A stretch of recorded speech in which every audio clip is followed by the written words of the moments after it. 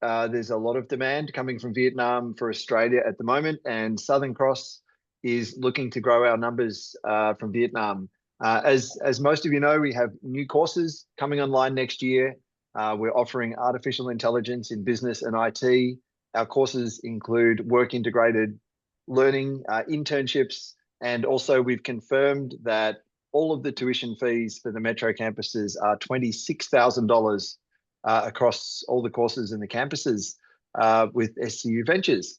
So today we have two great presenters. First of all, Mr. John Dizon will talk about some statistics from the Vietnam market, and then we'll introduce Mr. John Crowder, who's going to give us an update on admissions and GS. So welcome everyone, and I'll hand over to John Dizon. Thank you for joining.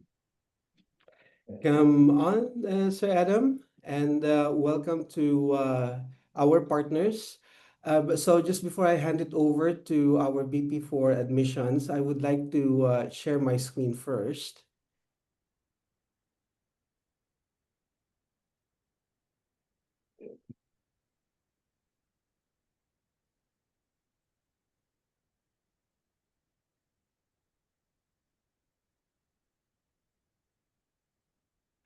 Okay, Angel, could you give a thumbs up if you could see my screen? Okay, so I would like to congratulate everyone for moving back with Vietnam, moving back to EL2, Evidence Level 2. And I think everyone's quite excited. I know how important evidence levels are, especially in how we do things. That should give us some sort of a more higher level of confidence whenever we submit our client's visa application. Now, let me show you a slide that will tell the entire story of what actually happened the last 2 years regarding Vietnam's student visa risk rating. In FY 2024, Vietnam recorded the lowest visa grant rate in history, which triggered its downgrade to EL3. As you would see, it's 76.2% in FY 23 to 24. And this downgrade directly impacted student and agent confidence, leading to a noticeable decline in visa lodgements in FY 2024 to 25. As you could see, the total number of overall visa lodgements went down by 7,955 from 14,928 in 2023-24 to 6,973 in FY 2024 to 2025. Now, this situation improved in 2024-2025 when the visa grant rate rebounded to 81.24.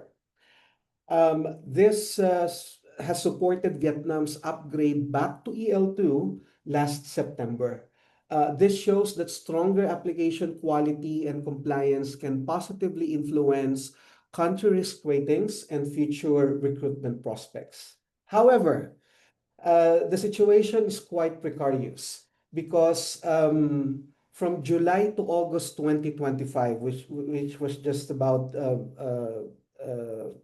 couple of months ago, the visa grant rate dropped again to 76.7%, which is a decrease of 4.4% comparing with 81.1% in FY 2024-2025.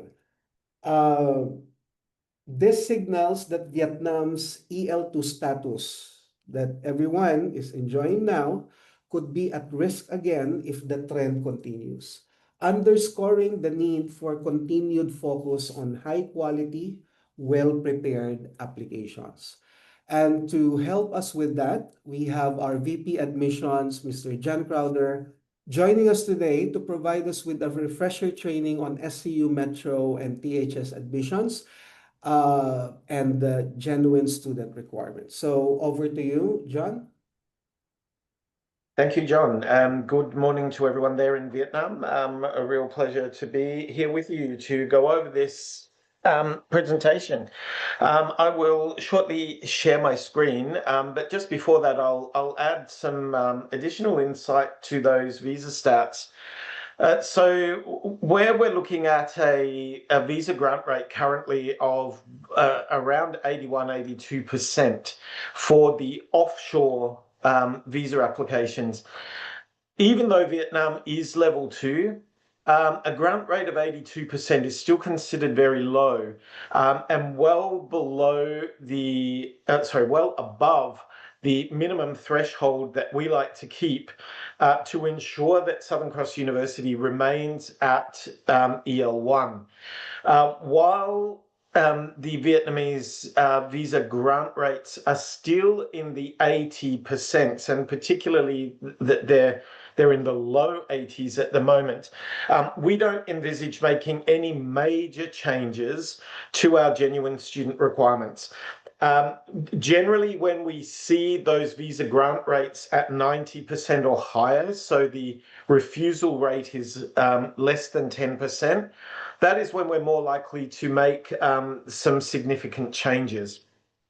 Having said that, though, we are in the position to make some minor changes to what we're looking at for Vietnam, and hopefully as we see the visa grant rate continue to improve in coming months, we will be able to continue to make those changes. So even though you may not experience a significant number of changes at this point, we'd encourage you to not lose heart at that and keep checking back, and we do expect to see things move in coming months. So I'm going to go through with you the requirements specifically for Vietnam. There'll be plenty of time for questions at the end. After I do this, Angel will be going through some case scenarios with you, and we'll hopefully be able to give you a better understanding of what we're looking at then. After that, please feel free to ask any questions. You can put those in the chat box at any time, and we'll answer those later on. So many of you will be familiar with this tool, what we call the GSR and Admissions Guide, or GAG for short. This tool has been built to help our agents and students get a very clear understanding of what our requirements are. Publishing them online this way means that they are transparent, that everyone can see them, and that you are aware that what you are seeing here is the same as what the admissions team is seeing when they are assessing an application. So what I can guarantee you is that if you follow the reference guides in this tool, you should have no problem receiving an offer and hopefully proceeding through to get a visa. Now, for those of you who have used this before, you'll be very familiar with it. For those who haven't, all you need to do is type Vietnam in the drop-down menu on the right-hand side here and hit enter. Once you've done that, you will see that Vietnam will appear in the left-hand column, showing you that you are in the right place and looking at the right country. Looking at this drop-down list here, it will take you through the everything that is required in order to lodge a complete application and ensure that you get an offer. We are very proud of our turnaround times. We can guarantee you that you will receive an offer within 24 hours of lodging a complete application. Now, I'll go through what is required to lodge a complete application in just a moment. But first on this drop-down list is the Genuine Student Statement template. Now, unfortunately, moving to level 2 makes no difference in this template. We have 2 GSS templates, one for onshore and level 1, and the other is for offshore, for level 2 and level 3. There's no change in this template. You are still required to submit the same template, and doing that, you just need to click on the link there in the tool, and that will take you through to the genuine student statement. We only accept the GSS in this format. And once you submit this, it will go directly through to StudyLink onto the student's record, which means the assessor will be notified as soon as it arrives in StudyLink. This means that they can get on to assessing the genuine student statement and the attached documents quickly and finalize that application as soon as possible. Now, many times we get feedback from agents that the genuine student process takes a long time. I should say here that it only takes a long time if you don't provide the documents that we request up front. Our genuine student turnaround time is within 5 business days, as long as you have provided everything that has been requested. Where it takes time is where we have to keep going back, asking for additional information, because the information that has been provided is either incomplete or the quality of that documentation isn't suitable and we need to ask for more. So it is well worth spending a little bit more time upfront preparing the application, ensuring that all of the relevant documents are attached, submitting it, and then we only need to do that once and we can finalize the application and send it back to you. When you're submitting the genuine student statement, it is important to notice that anything with a red asterisk is mandatory. That means you will not be able to submit the application if you have left out mandatory information. You'll see here, because that field is mandatory and I have not put anything in there, if I try to move on to the next one without putting anything in, it will turn red. As soon as I put something in that field, you will see that it will turn green and you can then move on to the next field. This field here is very important. The agents who have been using this for a while have no problem with this. We do everything we can to make sure that you understand which email address to put in here. When we are requesting a genuine student statement, the admissions team will include the StudyLink record email address that you need to put here in the email communication. So please check that carefully. The email that goes in this field will always follow this format. That is, it will start with APP dash, then it will be the application ID number. It will not be 1, 2, 3, 4, 5, 6, 7. That is an example. So please do not copy and paste this email address and put it in here. That won't be correct. You will see that in the field, we have pre-filled it for you. All you need to do is add the applicant ID number here. It will look something like that. And then you can move on to the next field. Making sure that this email address is correct is really important, because if it is wrong, even if you get a message to say that it has been submitted, it does not mean that we have received it. Your email address is equally as important. The reason for that is, if you accidentally get this email address wrong, you will receive a copy of the form that you submit along with all of the attached documents in your email address or whatever email address you put here. So if we come back to you and say we have not received your genuine student statement, you can just go into your email and forward us a copy of the one that you received. That will save you a lot of time, meaning you won't have to go in and do a whole new statement and attach new documents. You can just forward it from your email. The student ID number, all of these, again, they're mandatory fields. The top of the form, you just answer the questions as you go. Very simple, tick yes or no.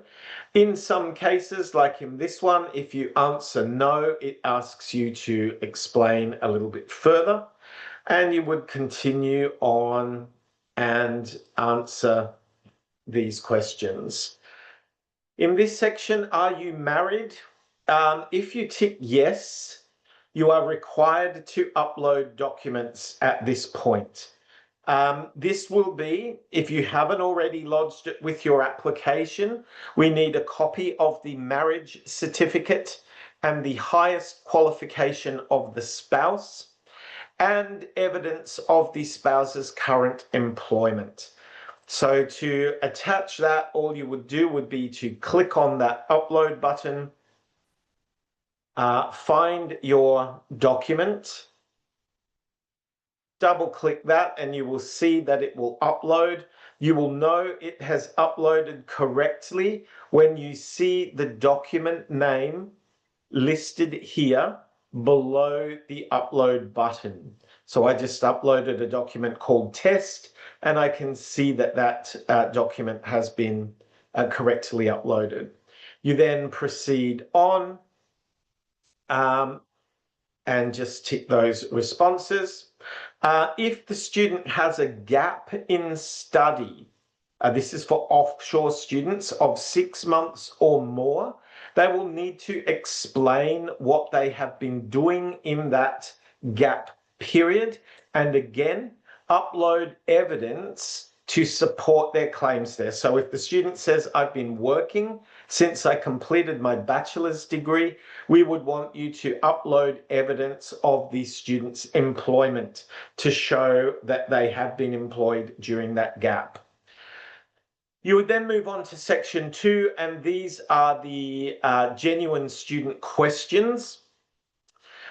These are the written responses. You will see that there is a 1,000 character limit. These are the same questions that you would be asked if you are lodging a visa application for the student. So we are asking the same questions that immigration asks, but we give you a little bit more information and tips on what we are looking for. You'll see the question listed here. For example, question 1, give details of your current circumstances, including ties to family, community, employment, and economic circumstances. And then below the text box, we give you tips you must talk about. So in this response, we expect as a very minimum that you address each one of these 3 dot points. You must comment on and provide evidence of your family, social, cultural, religious, and financial ties to your home country. You must clearly demonstrate reasonable reasons for not studying this course in your home country or region if a similar course is available there. And you must discuss your personal circumstances in your home country and demonstrate that these circumstances would not incentivize you to apply for a student visa for any other reason than genuine study in Australia. If you cover all 3 of those points, you should do very well in this response. Now, one of the questions we get all the time is this is only 1,000 characters. It doesn't give us a lot of space. That is deliberate because immigration only gives you 1,000 characters. What is important here is that you answer the question precisely and succinctly. Don't waste words on things that aren't necessary. Just address these dot points directly, and then you upload your supporting evidence. So it is the supporting evidence that is important. We will look at the written response, but if the written response or the claims that you make in that response are not backed up by supporting evidence, we can't give much weight to that response. So the supporting evidence is essential. Again, you would fill in your response and upload your documents, which would then be attached to the form, making it a lot easier for the assessor to go in and understand that the documents you have uploaded here are the supporting evidence for question 1. Then you would go to question 2, do the same thing. Again, we have listed dot points here telling you what we are looking for in the response. You address each one of those dot points and again upload your supporting documentation. If this is done for each of the questions, there should be no reason that we would deny the application or request further information. Move on to question 3, same thing. This one you will see there are 4 dot points here. That tells you that this question is very important. Explain how completing this course will benefit you. When you see anything in red, that tells you that this is a particularly important dot point, and we would expect more information about this one. We still want you to address all 4, but we would expect more time to be spent on this with more supporting evidence. So you would just continue on doing the same thing until you complete those genuine student questions, putting in your response, uploading the supporting documents, and then you will be ready to move on to the financial section. In the financial section, not everything is mandatory. The first 3 documents are. That is because this relates to sponsorship, and we need to see who the financial sponsors are. So for this section, you would tick each of the 3 boxes and upload the supporting evidence. We've given you examples of what that evidence should be. So for the first one, we want to see evidence of the sponsor's identity. So a copy of their passport or their ID card, whatever that might be. The second one is an affidavit of financial support. So we want the financial sponsor to write a statement attesting to the fact that they are willing to support the student. And finally is evidence of the student's relationship to the sponsor. We need to see how they are related. Is the sponsor mother, father, grandmother, grandfather? How are they related? The next section, you will see that most of them do not have a red asterisk there, which means it is not compulsory. However, if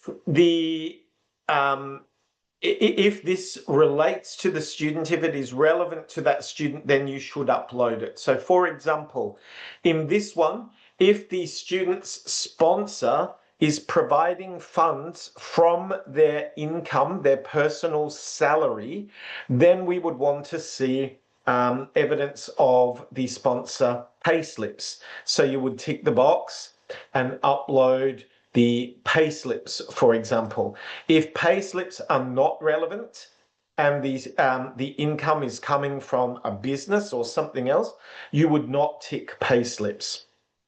However, if you see an asterisk, you must upload the document. So this one is evidence of income in the form of bank statements, business accounts, whatever it might be. So you would need to tick that box and upload the supporting documentation and so on. As you go through the document, again, wherever you see a red asterisk, you must provide the supporting documentation. So that is the genuine student statement, just giving you some tips on how to ensure you get that through well. Back to this document, the documentation required for a complete valid application is quite simple, and if you give us these documents, we can ensure that you will get your provisional offer within 24 hours. Firstly, is a completed application in the StudyLink portal. Clicking on that link will take you through to StudyLink. We require academic transcripts and completion certificates for the studies the student is wanting to be assessed on. So if the student is coming into a bachelor's degree, we would expect to see completion of 12th grade with the student's transcripts and evidence of completion. If they were going into a master's degree, we want to see the student's bachelor degree completion certificate and academic transcripts. We need a color copy of the biodata page of the student's passport. If the student is married, we need a copy of the marriage certificate. And that is pretty much all. So for most single students, it would just be these three documents: a completed application, the academic transcripts and completion certificates, and a color copy of their passport. Academic requirements are all listed out here. You will see these for diploma, undergraduate study, and postgraduate. And there is additional information down below for students applying for the hotel school. So those academic requirements are all listed. Financial requirements are here. Now, I know we get this question all the time. Vietnam has now moved to evidence level 2, and according to the immigration document checklist tool, technically, students from level 2 countries should not be required to provide evidence of finances. Unfortunately, however, that is not the case. And we are seeing that immigration is asking for financial documentation and refusing refusing visas on financial grounds because the documents have not been provided. We had a visa refusal from Vietnam just last week, and I will share that some information about that with you in a moment. That was rejected on financial grounds, even though Vietnam is now level 2. So it tells us that immigration is still focusing very much on finances, and they expect that you should be able to provide evidence of finances if requested. So Southern Cross University will still ask for evidence of financial capacity for all students from level 2 and 3 countries. Only if the student is from level 1, we do not require that information. Now, I won't go into a lot of detail here because the system itself provides you with all of this. We've got notes of finances up the top, which tells you what we can and can't accept. We list out what the financial requirements are, and these are set by the Department of Home Affairs. So students are expected to be able to provide evidence that they have sufficient funds for the first year of study. That includes their tuition fees of almost 30,000 Australian dollars. Sorry, their living expenses of almost 30,000 Australian dollars. And as Adam mentioned earlier, the tuition fees, which for next year would be $26,000, plus 2,200 Australian dollars for travel costs. That comes up to about 58,000 Australian dollars that the student needs to be able to demonstrate they have for their first year. We will also give you details on the sponsors and who can be a sponsor. That is clearly listed here. There are some questions about sponsors in the scenarios that Angel will go through later, and we'll discuss that in a little bit more detail then. We do have a minimum sponsor income requirement. We have reduced this a little since Vietnam went to level 2, but we still need to check that the sponsor meets that minimum income requirement. The minimum genuine temporary entrant criteria, so we do have age limits. So generally speaking, for undergraduate students, the student should be 25 years of age or under. We have increased the age range for postgraduate students. Generally speaking, we have an upper limit of 40 for a student doing a postgraduate qualification. If the student is over 35 years of age, we may ask for more detailed information. But generally speaking, we will accept students up to 40 if they meet all of the requirements. Students over the age of 40, we will consider on a case-by-case basis, but it should be noted that they are considerably higher risk because of the return on investment outcomes. Generally speaking, now this is something we are currently looking into, but at this time, if a student has commenced a degree in their home country and not completed it and doesn't intend to complete, we will generally not issue an offer. This is because we've been advised that it is a lot harder for these students to prove that they are a genuine student because they have already got access to a degree in their home country.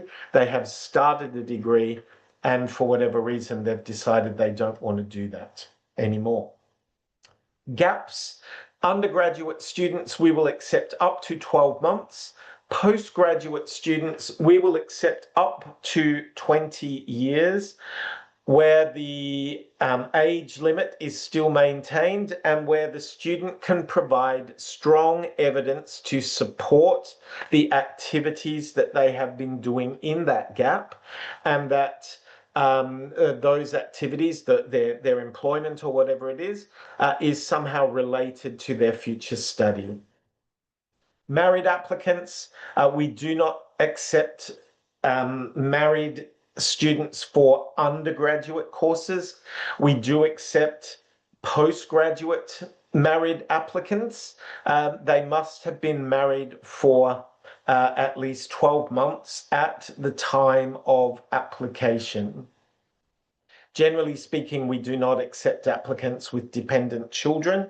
However, we will look at them on a case-by-case basis if the applicant is applying to study in Perth. The specific genuine student requirements, we list out the medium and high risk areas here, and these are important in that we will pay closer attention to those students coming from higher risk areas and may require further documentation. As I said, all students will be required to provide a genuine student statement, and the link is there again. They must meet the financial requirements, and an interview is required for all students from level 2 and 3 countries. One thing that is particularly noteworthy for Vietnam is that we generally do not allow packaged offers with ELICOS. The reason for this is that what we have typically seen for Vietnam in the past is that most Vietnamese students require a very lengthy ELICOS package of between 30 and 50 weeks. And we find that even after completion of that 30 to 50 weeks, they still require an additional 30 or so weeks. This is very concerning. Most of these students never commence their degree course with us, and it appears that they are just attempting to use the COE to get access to Australia, and they're actually working. So generally speaking, especially for undergraduate students, we don't issue packaged offers with ELICOS. We will consider them for postgraduate students for a maximum generally of 10 weeks. But if the student has a strong profile, we can consider on a case-by-case basis above that. So that is really the update. I'll pass back to Angel now, so we can go through the scenarios. Thank you so much, Jan. And regarding with our Vietnam GSR admissions, the new tool as well is accessible, and also you can use it to try for pre-assessings and other gaining informations about Vietnam. Okay, so let me share my screen so that we have a visual regarding with the scenarios that I have prepared. These are the common scenarios from Vietnam, and we would like to give more informations about this. So regarding with provisional status and applications flexibility, in Vietnam, sir, students may still be waiting for the final or year 12 diploma at the time of applications in SCU, even though they are completed their studies and receive provisional results. Would it be possible for SCU to extend flexibility by accepting provisional certificates for initial assessment and issuing a conditional offer while the students await their final documents rather than move to incomplete? If additional supporting evidence is needed, agents are ready to assist in providing it to ensure smooth process. Yes, so the answer here will be a lot quicker than the question. The answer is yes. We can do that because now Vietnam has gone to level 2. We typically don't do that with level 3 countries, but yes, we are happy to do that for Vietnam now. Okay, so it means that the agents can now submit a passport and any available documents, academic, and the provisional results. We must have the provisional results at least, so we can issue a conditional offer. The condition will be, the offer will be conditional on the final results. But yes, we can issue a conditional offer. Yeah, hey, thank you so much, Sir John. Next scenarios or question is regarding with gap activity with informal employment. In Vietnam, students often take the time after graduation to work informally while preparing for overseas studies. These roles may include freelance work, family business support, or short-term jobs without formal contracts or tax records. How can we better support students in presenting informal employment as a valid and purposeful gap activity, especially when traditional documentations is limited, but the intent and experience are genuine? If this is for an undergraduate student, we don't have any major problems with that. So, as I said earlier, the gap allowance for an undergraduate student is up to 12 months. We understand that many students who complete year 12 will take up to a year off to do a variety of things. This might be working part-time, it might be preparing for IELTS or something like that. We're not so concerned with the gap requirements for an undergraduate student. So if they've been doing freelance work or helping out in a family business or whatever it might be, whatever evidence they can provide is fine. We don't expect official tax documents for for an undergraduate student. We don't expect formal work contracts. If they've been working for a family business, just a letter on the family business letterhead or something like that that says they've been working, that would be fine. For postgraduate students, it becomes a lot more tricky. Postgraduate students have a much longer gap, and we need to be able to prove what they've been doing in that gap. So for postgraduate students, we do require official documentation. That from the wording of this question, I'm guessing it applies more to undergraduates. So that should help. Understood, sir. Okay, so any certificate of employment or any gap activities like preparing for their IELTS or English test, needs to be submit and supported by the evidence. Okay, so next possible or the common scenarios or question is about the sponsor eligibility and collateral support. Extended family members such as uncles or siblings may provide collateral or financial support even if they are not listed as a formal sponsors under current guidelines. Is there any room to consider collateral or financial contributions from extended family members when the relationship and history of support are well documented, particularly in culturally relevant cases? Or extended sponsor or um, Uh, um, the, relatives? the, the short answer for this one for Vietnam is no. I've been advised very specifically that this is not such a common occurrence in Vietnam, where aunts and uncles will help compared to some other countries. I've spoken to immigration about this ahead of this and sought advice from there as well. And it is not such a common practice in Vietnam.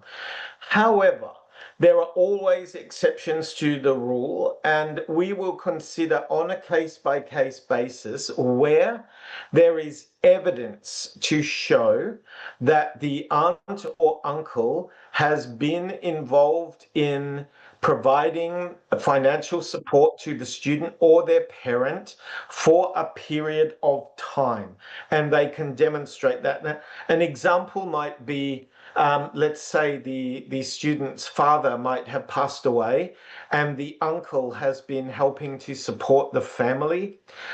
In cases like that, where they can provide evidence that they've been doing this long term, then yes, we would consider that on a case-by-case basis.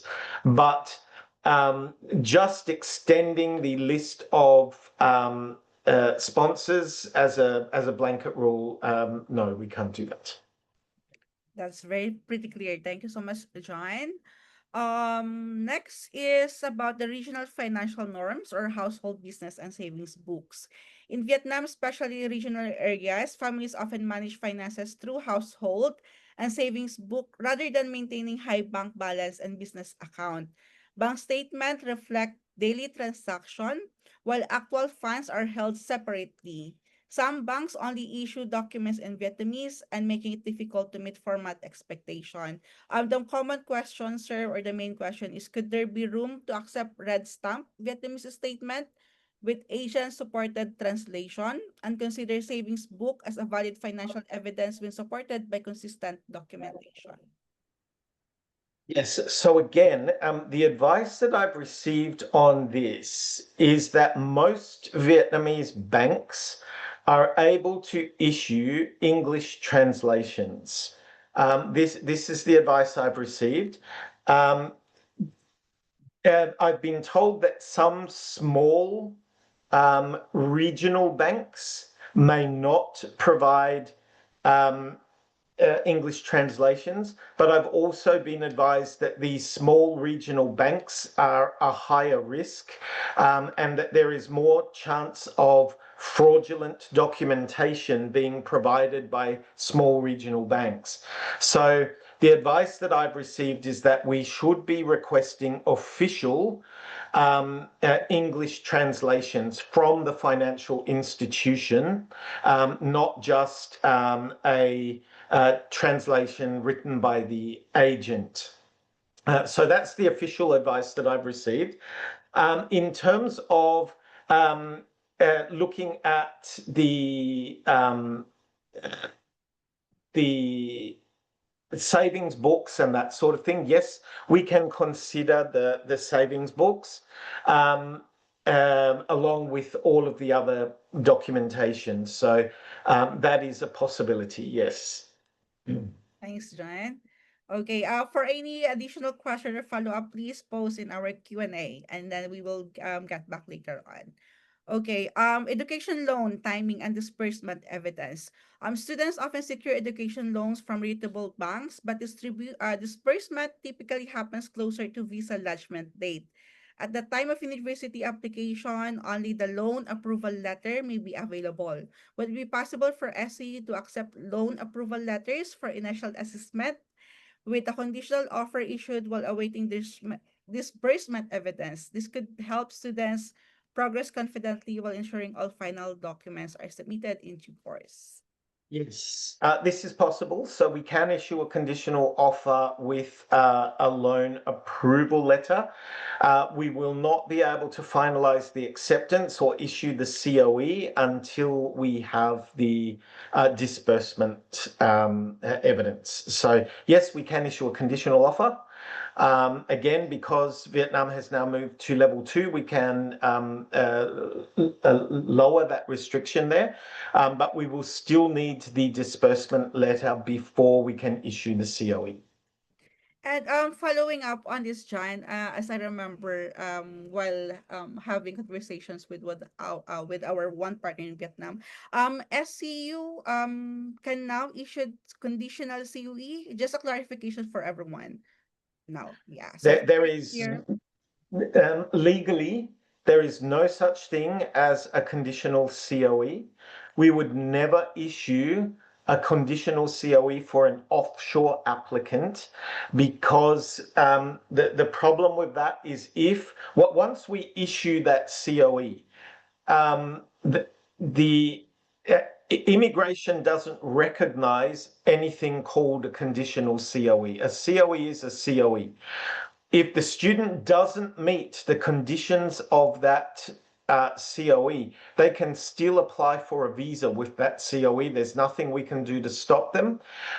If immigration then assesses the application and says, well, you haven't provided this evidence, how have you got a COE? They may proceed and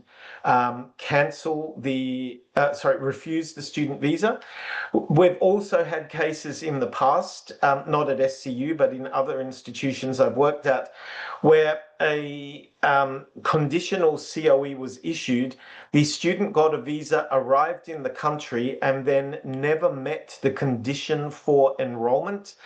That makes it then very difficult for the university because we have issued the COE, and we should not issue a COE until all conditions are met. So short answer is no. very clear. Thank you so much, John. I think that's the second last is the business income, seasonal and informal operations. Many Vietnamese families operate multiple small businesses with seasonal or cash-based income, such as local shops or food stalls. While the income is genuine, documentation like tax record or consistent bank deposits may be limited due to informal practices. Could we explore a more flexible approach to validating business income, perhaps by accepting a combination of business registration, photos, or partial bank records to reflect the financial reality of families? So this is a tricky one, and again, I have sought verification on this. And yes, I've been told that, maybe 90% of small businesses in Vietnam work on a cash basis.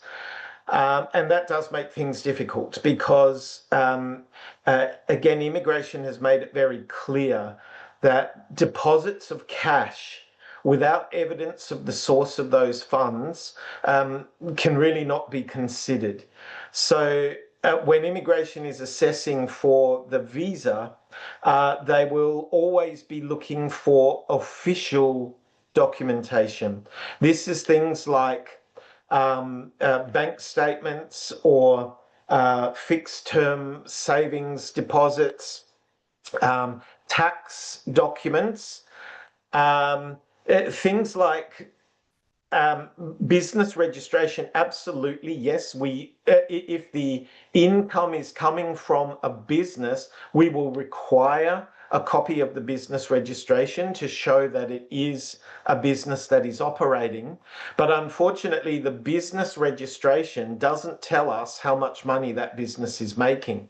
So we need to see evidence that the business is making enough money to support the student studying overseas. And that's where we will request other information.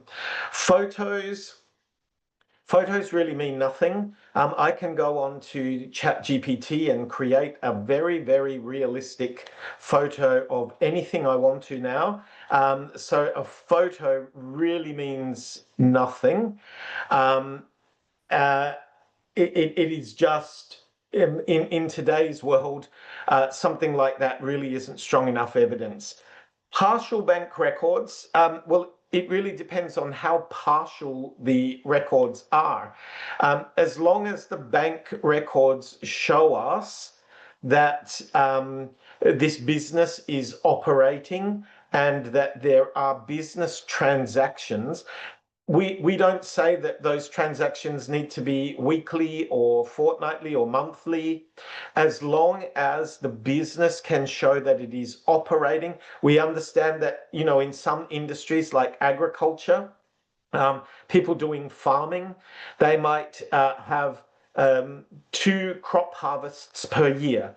And so they rely on those 2 harvests, and therefore they're only getting 2 large sums of money paid in twice a year.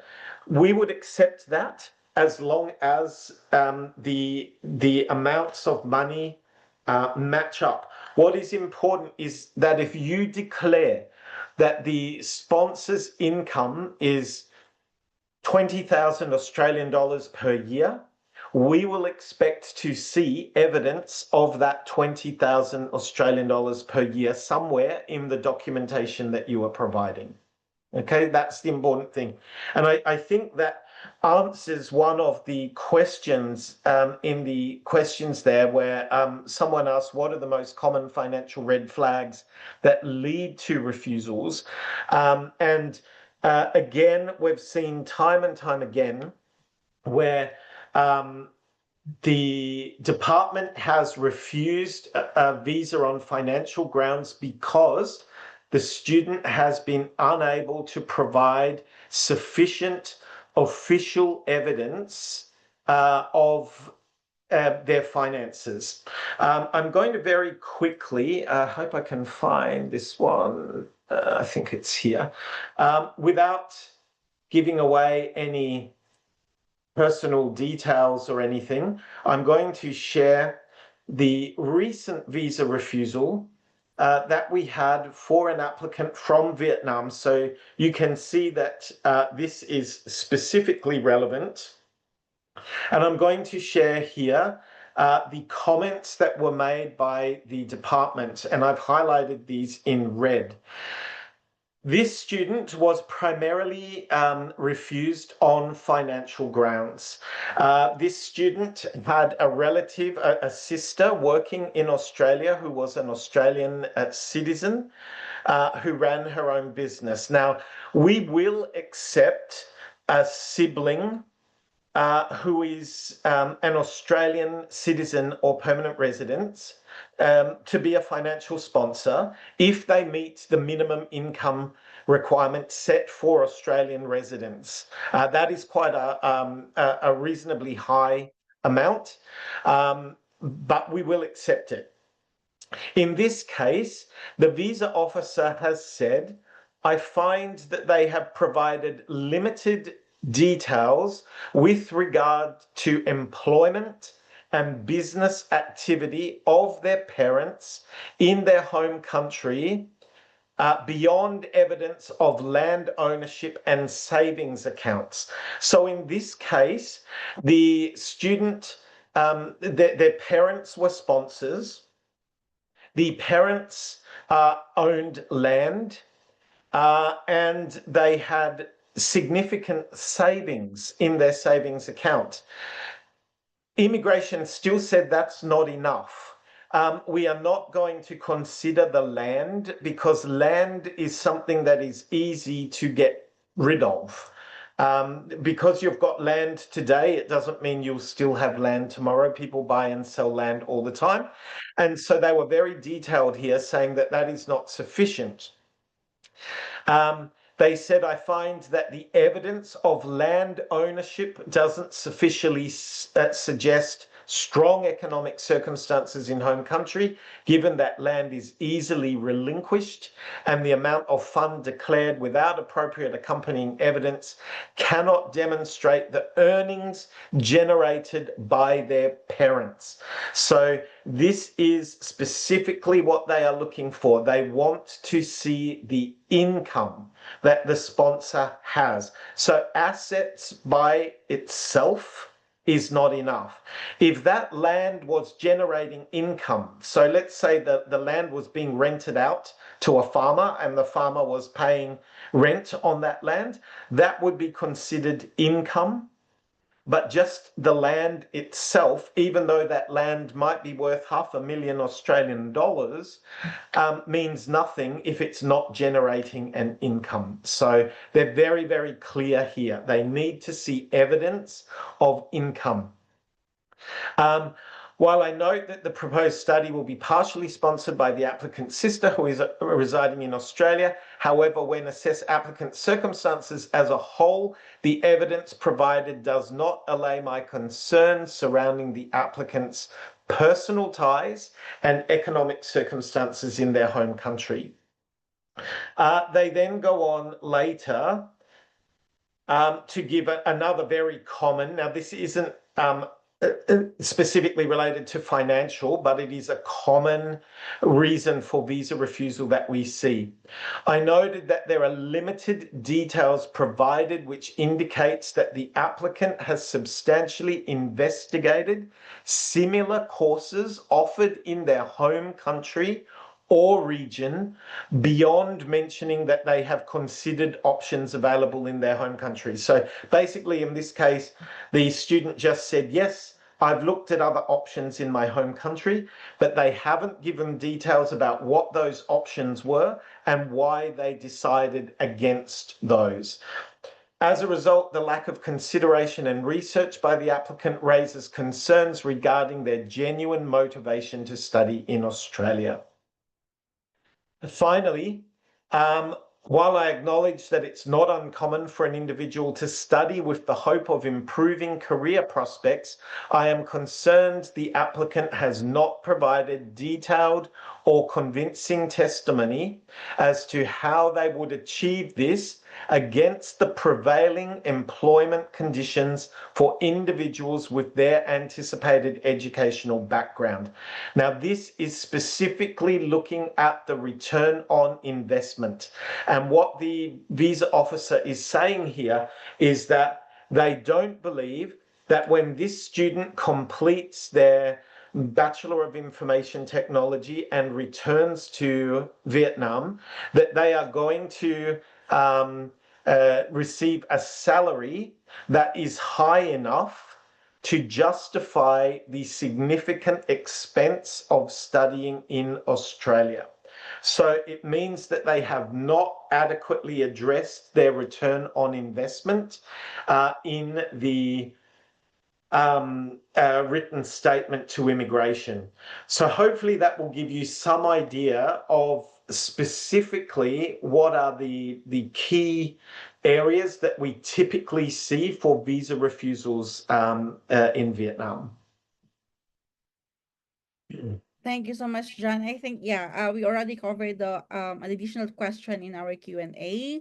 You mentioned the ROI and good timing. We receive an same or common question regarding with the ROI.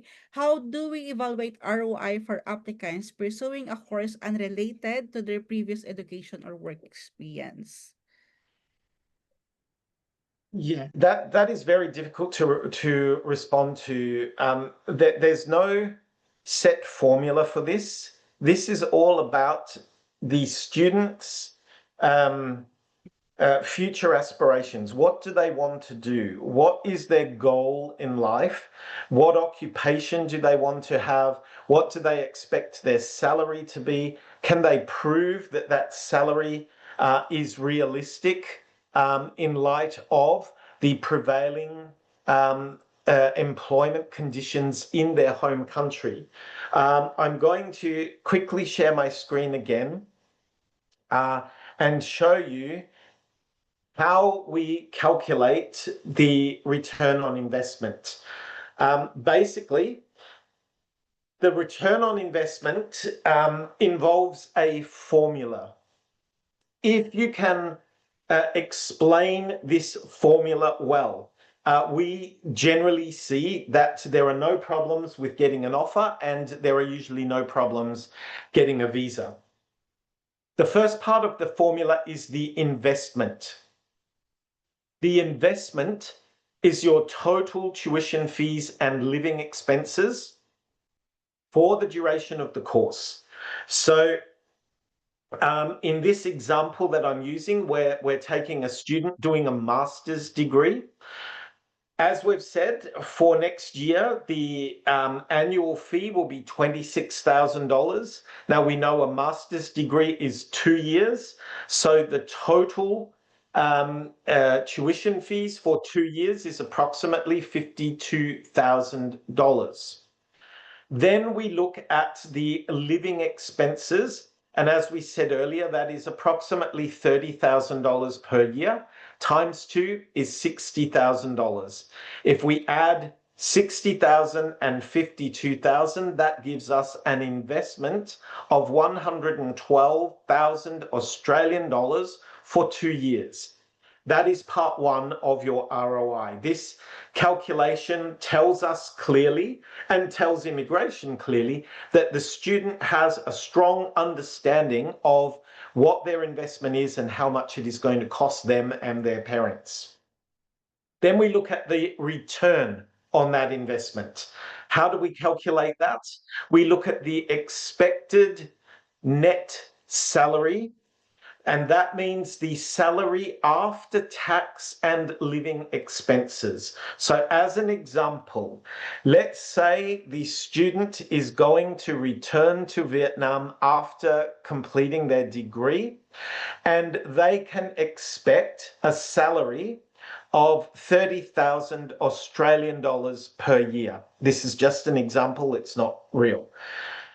Out of that $30,000, they need to take tax and living expenses.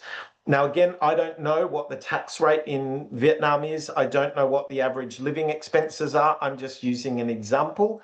Let's say that the total there is 10,000 Australian dollars.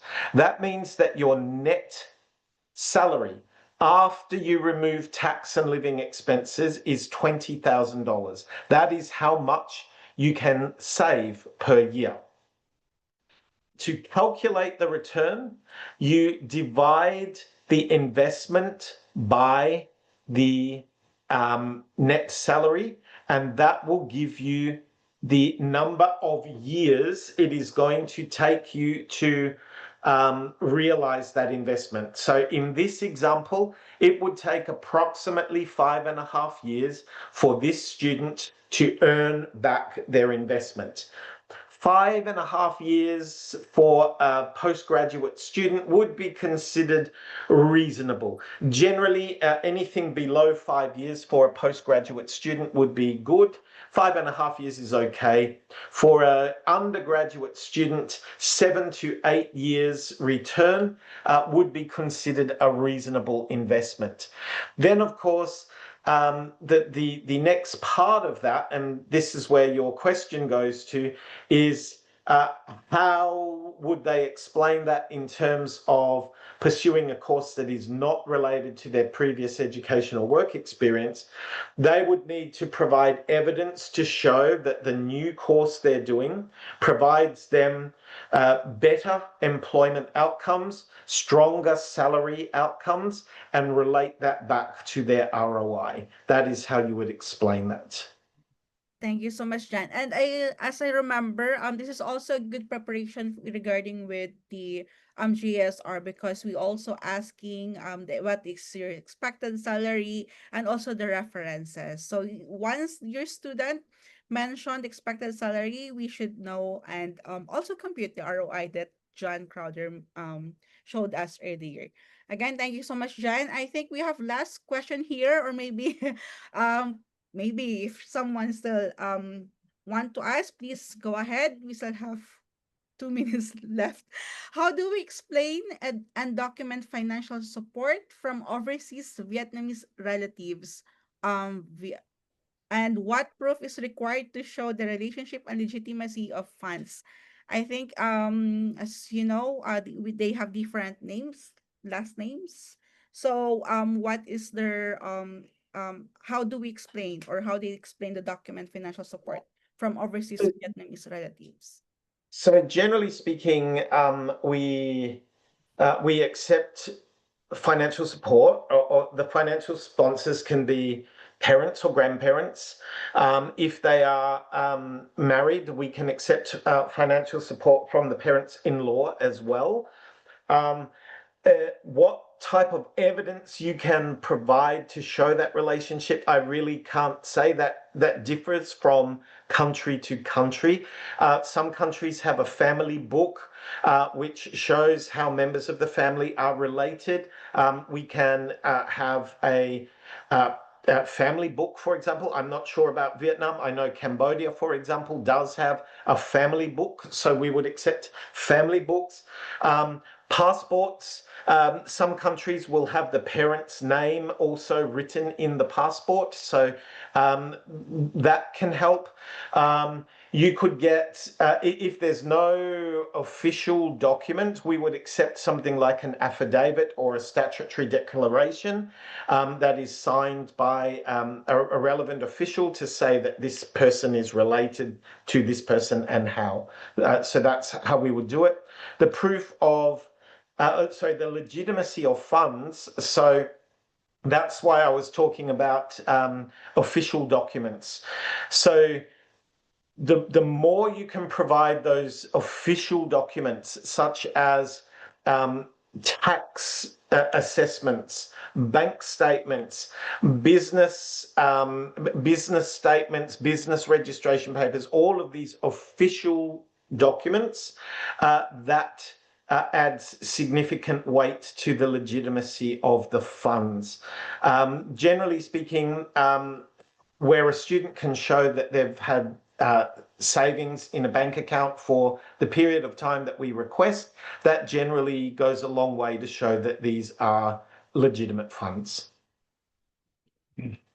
Okay, I think that's it from our Q&A. We already over time. Thank you so much again, John. For all our attendees, if you have any questions, you can reach me out or John through email or in WhatsApp. And also after this session, after a couple of days, we will be sending the recordings as well. I'll be sending the links of the GSR and also the GS statement template. So Jen, Dizon, any closing remarks or message, or we're all good to go? Yeah, well, thank you again for taking the time to join us today.